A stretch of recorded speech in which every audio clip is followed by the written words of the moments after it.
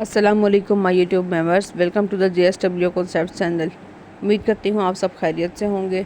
Today हमने अपने previous lecture में हाइड्रोजन बॉन्डिंग और डाइपोल डाइपोल फोर्सेस के बारे में बात की थी। Today our topic of discussion is nature of bonding and properties 4.5। So start करते हैं। प्रॉपर्टीज़ किसी भी कंपाउंड की वो डिपेंड करती हैं nature of bonding present in them. Different types of हमने बॉन्डिंग पढ़ी थी, ionic bond, covalent bond, metallic bond. तो उसी बेस पर हम आज डिफरेंट कंपाउंड्स की प्रॉपर्टीज़ को स्टडी करेंगे। सबसे पहले है आयनिक कंपाउंड्स। आयनिक कंपाउंड्स का हमें पता है कि आयनिक कंपाउंड्स पॉजिटिवली और नेगेटिवली चार्ज आयन से मिलकर बनते हैं।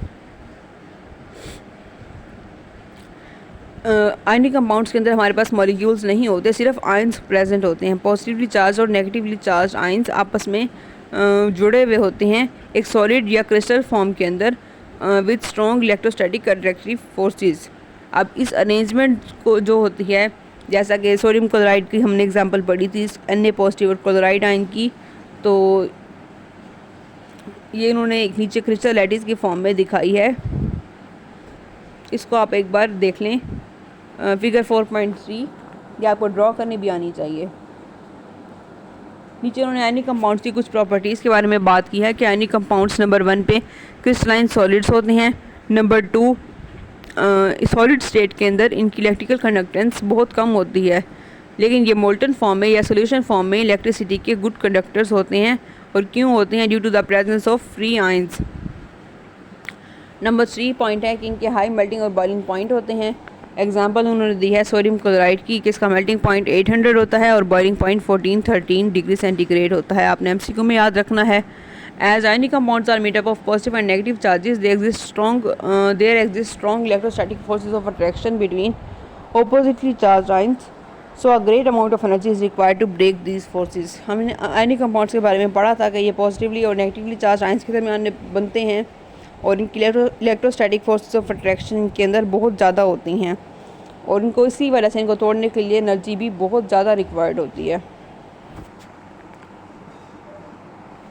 ये पोलर सॉल्वेंट्स नंबर 4 पॉइंट है कि पोलर सॉल्वेंट्स में ये इजीली डिज़ोल्व हो जाते हैं लाइक वाटर।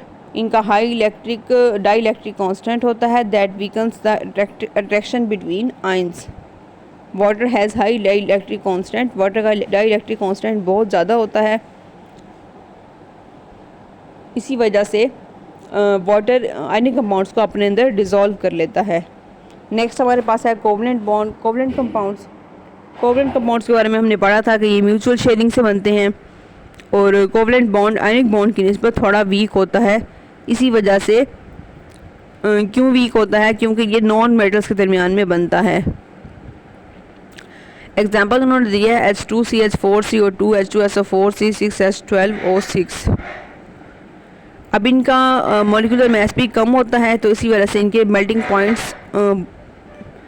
और बॉइलिंग पॉइंट्स भी कम होते हैं। इसी वजह से जो कोवलेंट कंपाउंड्स होते हैं वो मोस्टली या तो गैसेस होती हैं या लिक्विड्स होती हैं।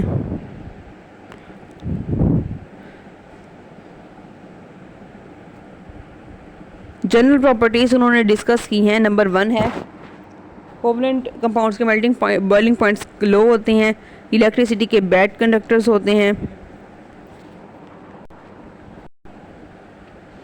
ये वाटर में इंसोल्युबल होते हैं, जबकि सोलुबल होते हैं in non aqueous solvent like benzene, ether, alcohol और एसीटोन।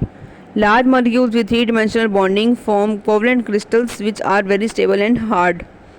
अब जो लार्ज मॉलिक्यूल्स कोवलेंट बॉन्ड होते हैं वो 3 डायमेंशनल स्ट्रक्चर बनाते हैं और वो स्टेबल होते हैं, हार्ड होते हैं, इनकी हाई मेल्टिंग और बॉइलिंग पॉइंट्स होते हैं। नेक्स्ट हमारे पास है पोलर और नॉन पोलर कंपाउंड्स। पोलर और नॉन पोलर कंपाउंड्स के बारे में भी हमने पहले बात की है। Polarity in a chemical bond is due to difference in electronegativities between the bonding atoms.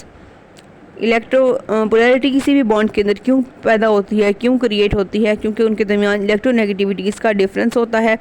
Polling scale एक स्केल है जो हमें इलेक्ट्रोनेगेटिविटीज़ के बारे में बताता है। उसमें फ्लोरीन की इलेक्ट्रोनेगेटिविटी 4 होती है। अब नॉन पोलर कंपाउंड्स का हमें पता है कि non polar compounds non polar में डिज़ोल्व होंगे और पोलर में डिज़ोल्व होंगे। नॉन पोलर कंपाउंड्स इलेक्ट्रिसिटी के कंडक्टर नहीं होते। but an aqueous solution of a polar compound usually conduct electricity due to the formation of ions as a result of its reaction with water.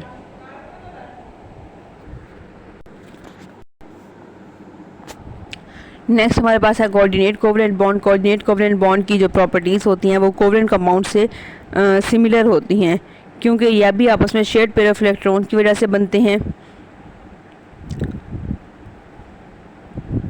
Due to their covalent nature they form solutions in organic solvents and are very less soluble in water. ये non polar होते हैं, इसलिए organic solvents में dissolve होते हैं और पानी में ये बहुत कम सॉल्युबल होते हैं। Usually they are rigid compounds with the dipole. Next हमारे पास है मेटल्स। मेटल्स के बारे में हमने पढ़ा था कि मेटल्स इलेक्ट्रिसिटी और हीट के गुड कंडक्टर होते हैं। इनको हम डिफरेंट इंडस्ट्रीज़ में इनका रोल होता है।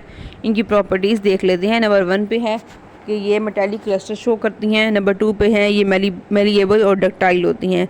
अब मेलिएबिलिटी क्या होती है? किसी भी आइटम की वो प्रॉपर्टी जिसमें हम उसको शीट्स में कन्वर्ट कर सकते हैं, और डक्टिलिटी होती है वो प्रॉपर्टी जिसमें हम किसी भी मेटल्स को वायर्स में कन्वर्ट कर सकते हैं। नंबर 3 पे है कि इनके मेल्टिंग बॉइलिंग पॉइंट्स बहुत ज़्यादा हाई होते हैं। नंबर 4 पे है being greater in size they have low ionization energies and form cations very easily. इनकी आयोनाइजेशन एनर्जीज बहुत लो होती हैं और ये आसानी से कैटाइंस बना लेते हैं। नंबर 5 पे है they are good conductors of heat and electricity और हीट के ये अच्छे कंडक्टर होते हैं। नेक्स्ट हमारे पास है टेस्ट योरसेल्फ 4.4। या इसको आप एक बार गो थ्रू कर लेंगे। जो भी पॉइंट समझ ना आए तो you can ask me in the comment section, I will reply you. यहाँ पे हमारा ये चैप्टर एंड हो गया है। साइंस, सोसाइटी और टेक्नोलॉजी को आप एक बार रीड आउट कर लेंगे। नेक्स्ट हमारे पास चैप्टर नंबर 5 है। इसको हम अपनी नेक्स्ट वीडियो में स्टडी करेंगे। स्टार्ट कर